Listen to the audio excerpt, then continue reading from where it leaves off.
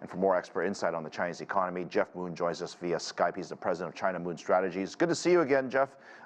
This is an interesting time for the economy in China because you have the historical nature of COVID, plus you have the rest of the world, which seemingly was coming out of the COVID, but now going into a recession. There are an awful lot of moving parts. Let me start with these PMI numbers. Are you surprised? No, I'm not surprised. It is disappointing, but it's obvious what the causes are. I think there's COVID, and there's also the problems within the real estate sector.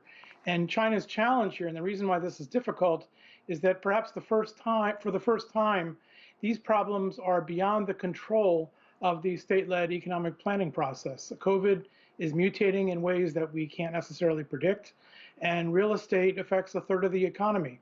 So these are very difficult problems that are going to take time to work out.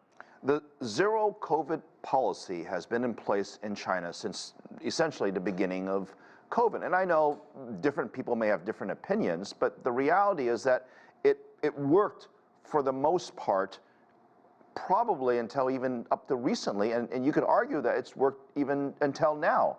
That said, the rest of the world has different thoughts on all this, right? You have some parts opening up, some parts not opening up. And it is that inconsistency in the global world that we see that drives people to forecast. It drives them nuts because how can you predict what's going to happen next when everyone's doing something a little bit different? Right. Well, I think the only thing that we can actually predict is that there are trade-offs here. The more that you loosen up and stop the lockdowns, as is happening in Shanghai, Zhengzhou, other places right now, the obvious result is going to be more cases. And so it's not clear whether those cases can necessarily be contained.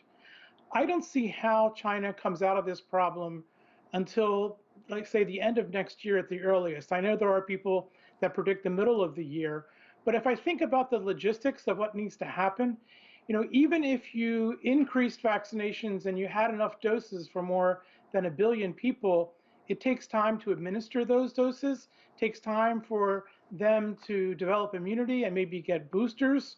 We know that the vaccines they're not using are not the most effective that are available in the world market. And as I said before, the virus is still mutating. So there's a lot that's going to happen between now and then. I think we're going to go back and forth between periods of stricter enforcement of the zero COVID policy and relaxation as China tries to slowly work its way out of this problem. Right. I mean, if they follow I guess the protocols that the U.S. or Europe or other countries followed, which was, yes, we had a lot of people vaccinated, but we all saw what happened earlier this year, right? Millions and tens of millions of people got COVID. Arguably, yes, it's the lesser severe version of it, but the vaccinations didn't prevent those from getting infected.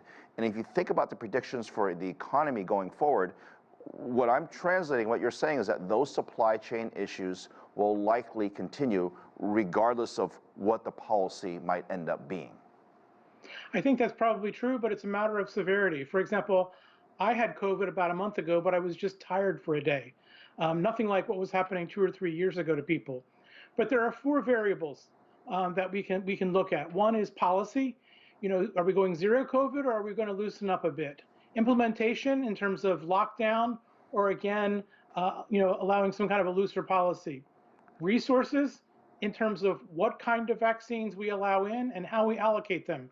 I think it's a good thing that the government announced on Tuesday it's going to vaccinate more elderly people and work harder at that. And then the final variable, which we can't control, is the course of the virus itself. It is getting more communicable and more lethal as time goes on. And even if you have a vaccine today, that may not cover what it mutates into tomorrow or next year. So very complicated. Jeff, is time an asset or a liability when it comes to the Chinese economy? Because I've heard some experts say, give it some time, give it 6 months, give it 9 months, things will slowly work its way out.